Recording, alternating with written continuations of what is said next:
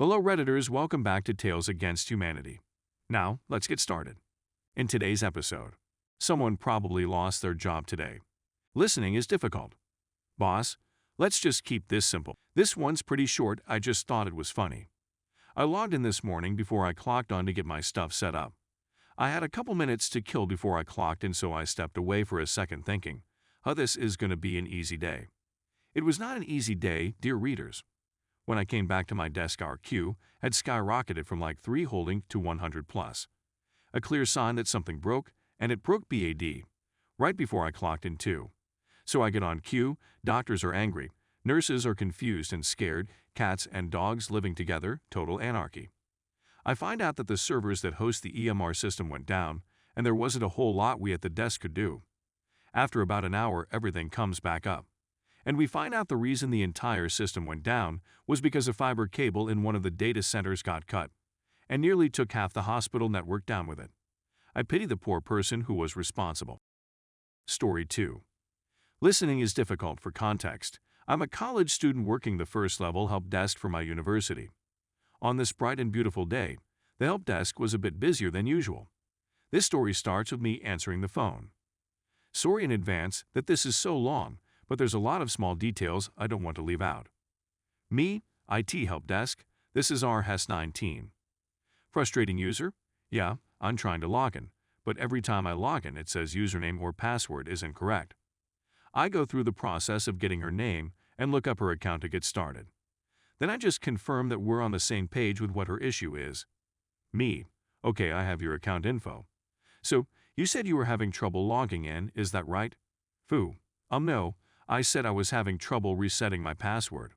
When I access the password change tool, it doesn't let me change it. And I called about this same problem a while ago, and someone said they were going to call me back, but they never did, and now I'm not able to log into my account. I don't want to assume that she changed her story, so I think maybe I just misheard what she said her problem was, so I just move on and try to start troubleshooting. Me? Oh, I'm sorry about that. Let me check our ticketing system and see if I can find that old ticket to get up to speed on what we've already done with you, and see if I can find out why no one called you back like you were expecting. At this point, I was unable to find the old ticket. This person's name had a hyphen in it, which turned out to be the reason I couldn't find it, because in AD, the name did not have a hyphen, but in the ticketing system, it did. I would find this out later though. Me? Well, let's start by doing a password reset so that we know we have a fresh, working password to use for our troubleshooting. Since we can't reset faculty passwords here at the help desk, we'll have to create a ticket for this and have our network team reset it, and then we'll give you a call back when that's done. No response from her, so I sit there on the phone not knowing what to say for a minute. I thought maybe she thought she hung up, because I hear her mumbling and typing in the background. Eventually, I say something again. Me, so is this number you're calling from a good number to call you back at? Foo, silence for a few seconds. I mean, I never got a call back last time, so I don't know. Chuckles in a petty, accusatory way.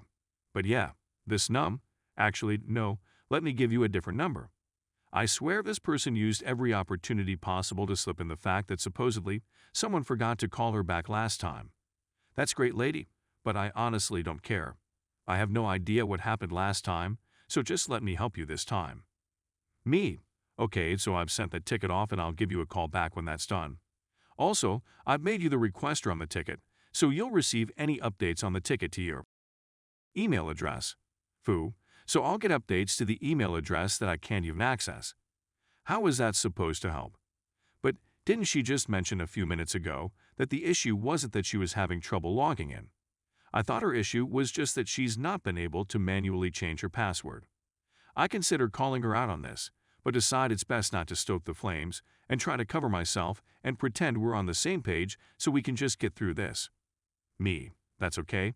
I'll be calling you back anyways before anything else happens, so don't worry about checking your email. Foo, okay, well, I didn't get a call back last time. We finished the call. Now that we're off the phone, I spend a little more time looking for this pass ticket she keeps referencing. Maybe I can figure out where some miscommunication between us happened in the past. I finally find it when a coworker mentions that they found it for me. This is when I find out that her name has a hyphen, which is what made it difficult to find before. Here's the important part.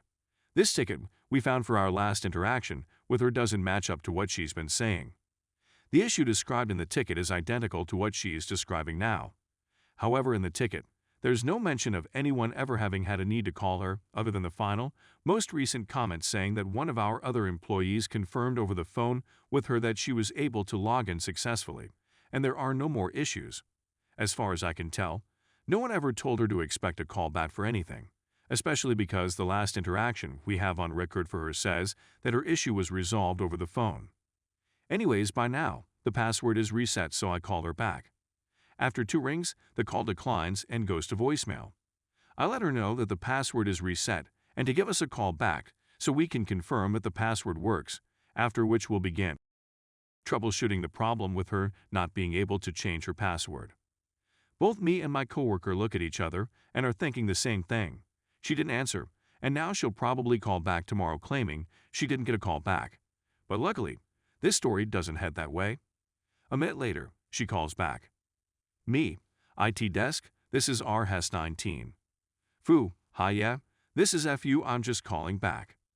Me, oh okay, then did you by chance have a chance to listen to the voicemail I left? Fu, yep. Me, perfect, so I'll start by reading off this temporary password for you to use.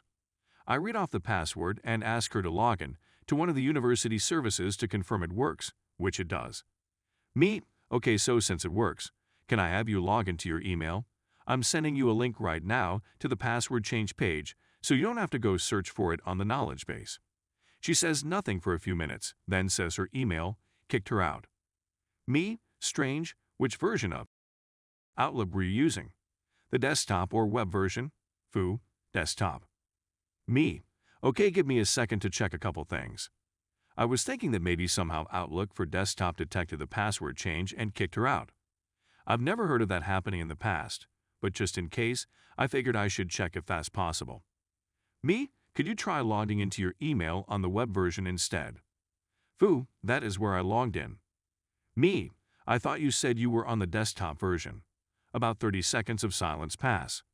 Fu, oh, there's the email, I got to the page now. Me, perfect. Can you click the button that says Enroll as Password Reset Tool? Fu, I've already done that in the past. Me, I understand, but in the past, that has solved this issue for some people, so I'd still like to have you go through that process. She does it and tries changing her password afterwards, and it still doesn't work. I also have her try keeping the hyphen in her username in case the discrepancy between names was the issue previously, but that also doesn't work. Me, okay, give me 1 moment to check if your account is locked for any reason. It isn't. At this point, I'm thinking I may have to end the call here and escalate to someone else. But then, Fu, oh, if I follow the link from the email instead of how I used to access that page, it works. Me, oh, that's great. Me, internally. So you were lying about having followed the link earlier, huh?